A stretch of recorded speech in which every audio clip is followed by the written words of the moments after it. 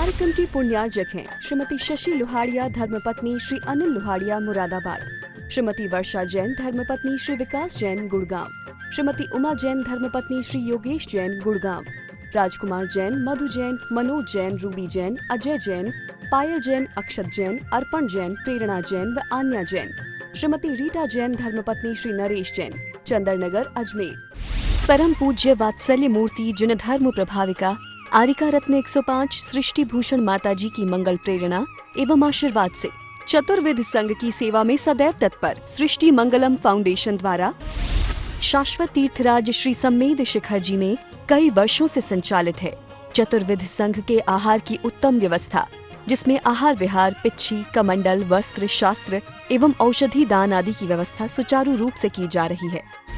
इस धर्म कार्य से जुड़कर आप भी घर बैठे पुण्य कमा सकते हैं। एक दिन की आहार व्यवस्था 2100 रुपए, सदस्यता एक सप्ताह तक 11,000 रुपए, औषधि दान 11,000 रुपए, पिच्छी दान 11,000 रुपए, सदस्यता एक वर्ष तक 21,000 रुपए, विशेष सदस्यता 31,000 रुपए, विशिष्ट सदस्यता 51,000 रुपए, अति विशिष्ट सदस्य 71,000 रुपए, संरक्षक 1,11,000 रुपए, शिरोमणि संरक्षक 2,11,000 रुपए। दान राशि निम्नलिखित खाते में जमा कराएं एवं अधिक जानकारी के लिए दिए गए नंबरों पर संपर्क करें। हमारे महापुरुषों ने क्या शिक्षा प्राप्त नहीं की? अब्दुल कलाम आदि जैसों ने सरकारी स्कूलों में रहकर वो उच्च वैज्ञानिक बने, उच्च शिक्षक बने, उच्च शिक्षाओं को प्राप्त किया। आज हमारे बच्चे पढ़ लिख कर भी मूर्ख हो रहे हैं। घर में कोई आ जाए तो उन्हें कहो नमस्कार कर लो, जय जिनेन्द्र कर लो, आने वाले का अभिवादन कर दो, तो बच्चे ऐसे बैठे रहते जैसे गोबर गणेश स्थापित कर दिए हों। उनसे उठते चलते फिरते नहीं बनता, क्योंकि उनके माँ बाप सुबह से शाम तक बस खा ले और होमवर्क कर ले, खा ले और होमवर्क कर ले, यानी शारीरिक कोई व्यायाम नहीं है, कोई परिश्रम नहीं है, कोई शिक्षा नहीं, कोई संस्कार नहीं, सिर्फ किताबी शिक्षा देते हैं। और किताबी शिक्षा करके उनका मस्तिष्क तो बड़ा हो जाएगा, लेकिन उनका शरीर बेकार हो जाएगा। अब जब भी देखो माँ यही कहती है खा ले खा ले, खाने पर ध्यान रहता है। आपने कभी नहीं सोचा कि यदि बच्चे को खाना ही खिलाते रहोगे, बिना भूख के खिलाओगे, तो उसकी पाचन शक्ति कमजोर हो जाएगी, और पाचन शक्ति कमजोर हो जाएगी तो उसकी शक्ति कहाँ से रहेगी उसके अंदर। इसलिए बच्चों को थोड़ा भूख भी लगने दो, उसे शारीरिक परिश्रम भी करने दो, उसे बड़े बुजुर्गों के पास रहकर अनुभव सीखने दो, उसे गुरुओं के पास जाकर आत्म उत्थान की बात सीखने दो।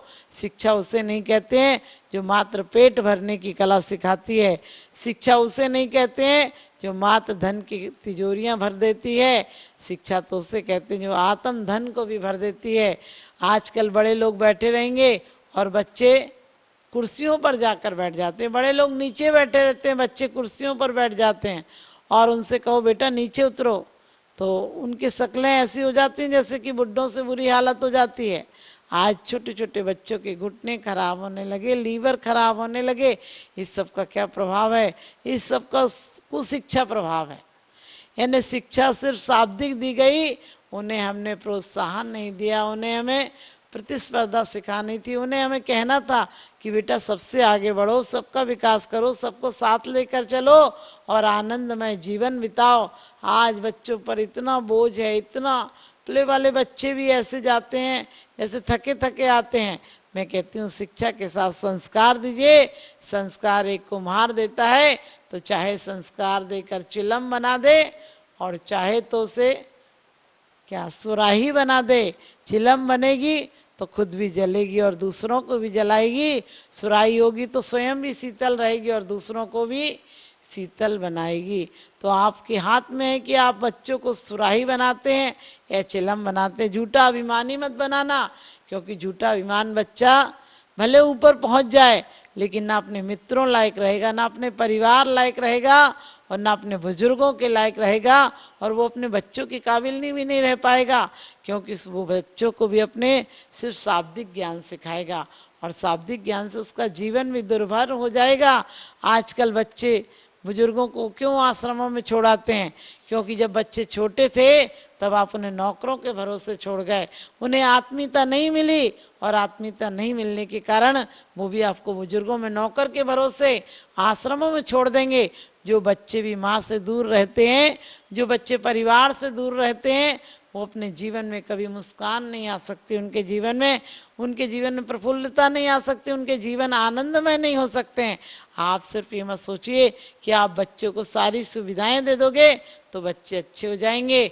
बच्चों को व्यवहारिक ज्ञान दो, बच्चों को सामाजिक व्यवस्थाएं बताओ, बच्चों को सामाजिक व्यवहार सिखाओ, बच्चों को बड़ों के आने पर उन्हें सम्मान करना सिखाओ। आज बच्चे बड़े आते हैं तो ज़्यादा उधम करते हैं, ज़्यादा उत्पात करते हैं, ताकि उनके अहंकार को लगता है कि मैं भी घर में हूँ, देख लो मेरा भी अधिकार कितना है, मेरी भी सत्ता कितनी है, मेरी कितनी चलती है। इस प्रकार से बच्चे आज अहंकार में जी रहे हैं और कहते हैं, एक बार एक पत्थर को भी अहंकार आ गया और पत्थर की ढेरी में से एक पत्थर निकला और कहने लगा, मैं क्या तुम लोगों के बीच में रहूंगा? अरे मेरा जीवन भी है, कुछ ऊंचा उठूंगा, कुछ बनूंगा, उसके बाद देखना मैं कितना ऊपर चला जाऊंगा कि कभी तुम लोग हमें देखने को तरस जाओगे। अचानक एक युवक आया और उस पत्थर को, जिसकी ख्वाहिश बहुत ऊंची उठने की थी, ऊंचे उठने की हो तो उठ जाओगे लेकिन बड़े नहीं बन पाओगे, ऊंचाइयों पर जा सकते हो लेकिन बड़े नहीं बन सकते हो। जितनी भी बार प्रिय चंदा पर चालू की गई चढ़ाई है, जितनी भी बार प्रिय चंदा पर चालू की गई चढ़ाई है, बदले में उतने बार मनुष्य के धूल हाथ में आई है। यदि ऐसी निज शक्ति चेतन कहीं निज में जगा लेता, तो चंद्र लोक की क्या कहता, तू मुक्ति लोक भी पा लेता, तू मुक्ति लोक भी पा लेता।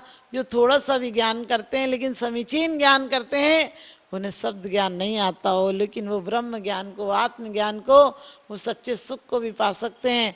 तो उस पत्थर को भी घमंड हुआ। अचानक एक मन चले युवक ने उस पत्थर को उठाया और उसकी ऊंचाइयों तक पहुंचा दिया। क्योंकि जब चाहे हो तो राह भी मिल जाती है, उसकी भी राह थी, उसकी भी चाह थी कि वो ऊपर उठे, और कोई मनचले ने आकर उसे ऊपर तो उठा दिया, और वो ऊपर उठा, राजमहल के शीशे से जाकर टकराया और शीशा टूटा और वो राजमहल के अंदर प्रवेश कर गया। उसने देखा, अरे वाह, यहाँ तो मेरे सम्मान में कालीनें बिछी हुई हैं, यहाँ पंखे चल रहे हैं, एसी चल रहा है, क्या शानदार महल में मेरा प्रवेश हुआ है। वो तो अपनी किस्मत को मानने लगा कि वाह मेरी किस्मत देखो, मैं कहता था ना कि एक बार ऊपर उठने दो, देखना फिर मैं कितना ऊंचा उठ जाऊंगा, कितना बड़ा बन जाऊंगा। आज मैं कितना बड़ा बन गया। रोज पत्थरों में पड़ा रहता था, धूल मिट्टी छींटे बरसात ठंडी गर्मी सब सहता था। आज तो मुझे सोने को आराम से, कहते हैं मखमल के गलीचे बिछे हुए हैं, क्या पंखा चल रहा है, क्या एसी चल रहा है। बहुत अच्छी बात है, आज मैं बड़ी अच्छी जगह पहुंचा हूँ, उस मुकाम पर पहुंचा हूँ जहाँ के हमारे वाले लोग सोच भी नहीं सकते हैं।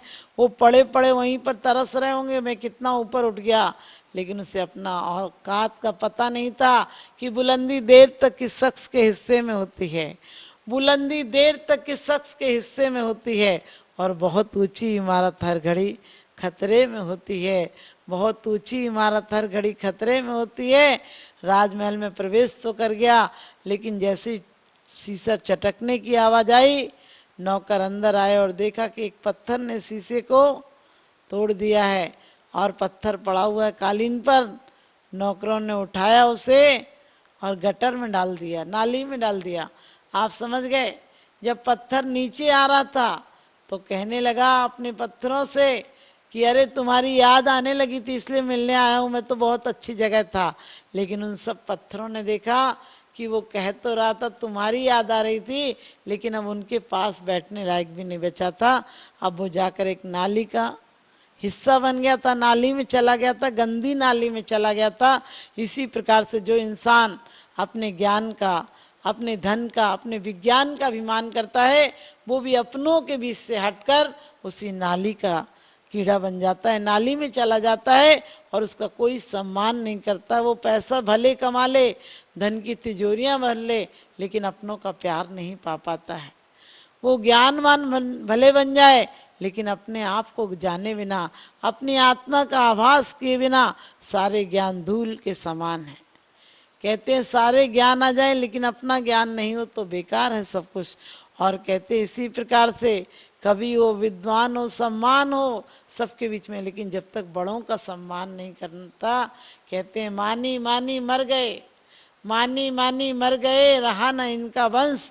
और तीनों कुनबे देख लो, रावण कौरव कंस, कि वास्तव में तीनों कुनबे देख लो, तीनों रसातल में मिल चुके।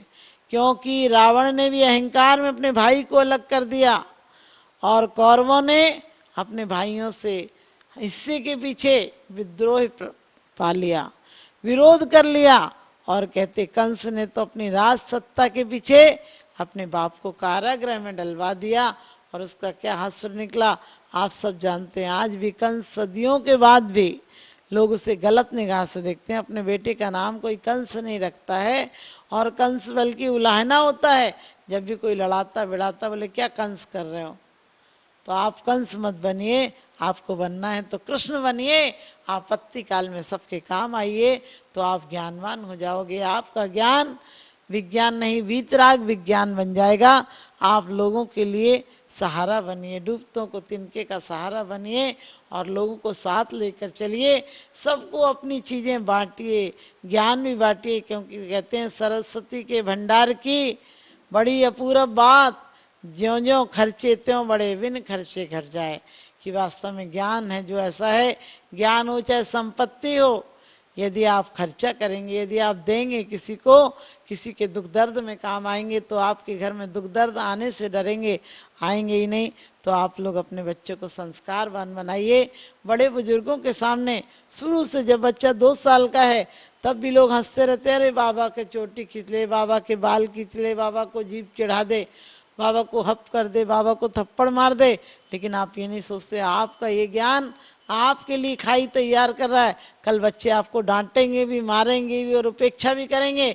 छोटे छोटे बच्चों को सिखाइए कि बेटा दादा दादी के आने पे खड़े हो जाते हैं, उन्हें खाना खिला के ही खाते हैं, और उनके पास कम से कम आधा घंटा 1 घंटा बेटा उनकी सेवा करने जरूर जाते हैं। यदि आपने अपने बच्चों को ये संस्कार दिए होंगे तो आप निश्चिंत रहना, बच्चे आपके पैर भी दाबेंगे, आपके पास बैठेंगे भी, आपसे सुख दुख की बातें भी करेंगे।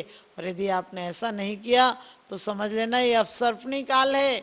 यहाँ दूध दोगे तो पानी मिलेगा, और पानी भी नहीं दोगे तो क्या मिलेगा, तड़फ तड़फ के मर जाओगे। तो अपने संस्कार का जीवन में जल देना बच्चों को, ताकि बच्चे नरम बने, बच्चे मुलायम बने, और बच्चों के कोमल हृदय हमारे भारत का, देश का सुंदर विकास कर सकें। आप सबके परिवारों में भी आपके बच्चे सम्मान दें, आपको आदर सत्कार दें, छोटों को प्यार दें, ताकि एक भारत सुंदर बने। पहले घर से भारत शुरुआत होगी। एक एक घर मिलकर अपने परिवारों को अच्छा बनाएगा, उसका परिवार दूसरों के लिए आदर्श हो जाएगा, और कई अच्छे परिवार बनेंगे तो समाज सुंदर होगा, समाज सुंदर होगा तो देश सुंदर होगा, देश सुंदर होगा तो पूर्ण विश्व सुखमय होगा, शांतिमय होगा। और सुख और शांति जहाँ होती है वहाँ परमात्मा का निवास होता है।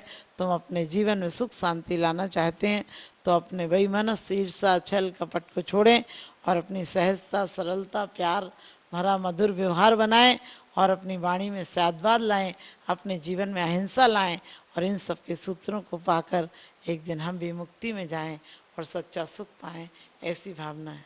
सृष्टि मंगलम बन के संगठन देता यह पैगाम है। सृष्टि मंगलम बन के संगठन देता यह पैगाम है। संघ चतुर्वेद की सेवा श्रावक का धर्म प्रधान है।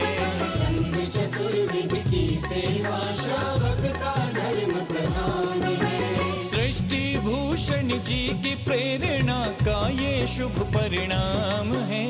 सृष्टि भूषण जी की प्रेरणा का ये शुभ परिणाम है। संघ चतुर्विध की सेवा श्रावक का धर्म प्रधान है। संघ चतुर्विध की सेवा श्रावक का धर्म प्रधान है।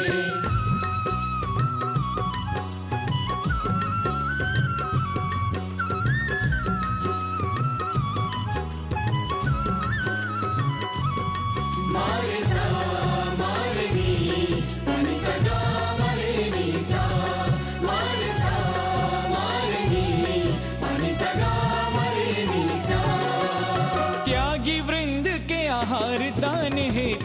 सदा संकल्पित है, वर्षों से संकल्पित है। आदिनाथ सृष्टि आदर्श सेवा समिति संचालित है, सेवा समिति संचालित है। सम्मेद शिखर में शोभित, साधु सेवा में समर्पित, सम्मेद शिखर में शोभित, साधु सेवा में समर्पित।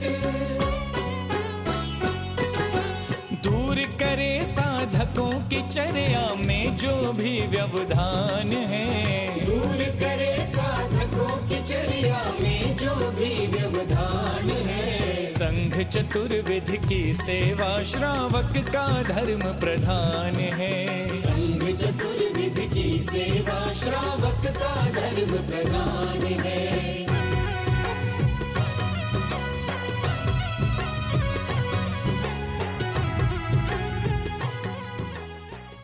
परम पूज्य वात्सल्य मूर्ति जिन धर्म प्रभाविका आरिका रत्न 105 सृष्टि भूषण माताजी की मंगल प्रेरणा एवं आशीर्वाद से चतुर्विध संघ की सेवा में सदैव तत्पर सृष्टि मंगलम फाउंडेशन द्वारा शाश्वत तीर्थराज श्री सम्मेद शिखर जी में कई वर्षों से संचालित है चतुर्विध संघ के आहार की उत्तम व्यवस्था, जिसमें आहार विहार, पिच्छी, कमंडल, वस्त्र, शास्त्र एवं औषधि दान आदि की व्यवस्था सुचारू रूप से की जा रही है। इस धर्म कार्य से जुड़कर आप भी घर बैठे पुण्य कमा सकते हैं। एक दिन की आहार व्यवस्था 2100 रुपए, सदस्यता एक सप्ताह तक 11,000 रुपए, औषधि दान 11,000 रुपए, पिच्छी दान 11,000 रुपए, सदस्यता एक वर्ष तक 21,000 रुपए, विशेष सदस्यता 31,000 रुपए, विशिष्ट सदस्यता 51,000 रुपए, अति विशिष्ट सदस्य 71,000 रुपए, संरक्षक 1,11,000 रुपए, शिरोमणि संरक्षक 2,11,000 रुपए। दान राशि निम्नलिखित खाते में जमा कराएं एवं अधिक जानकारी के लिए दिए गए नंबरों पर संपर्क करें। इस कार्यक्रम के पुण्यार्जक हैं श्री पुष्प कुमार रारा, श्रीमती पुष्पा देवी रारा, श्री विकास रारा, जया रारा, श्री ऋषभ रारा, प्रियांशी रारा, मंजुश्री, पोना बाजार, इम्फाल, मणिपुर। स्वर्गीय बाबूजी डॉक्टर श्री लाजपत राय जी जैन सपरिवार, जंगपुरा, दिल्ली। श्रीमती सुधा जैन, धर्मपत्नी श्री आनंद जैन जी, C130 पुष्पांजलि एनक्लेव, दिल्ली। श्री ओम प्रकाश सरावगी, पौत्र अभिषेक ऋषभ अभिनंदन सरावगी, निवासी सिलीगुड़ी, पश्चिम बंगाल।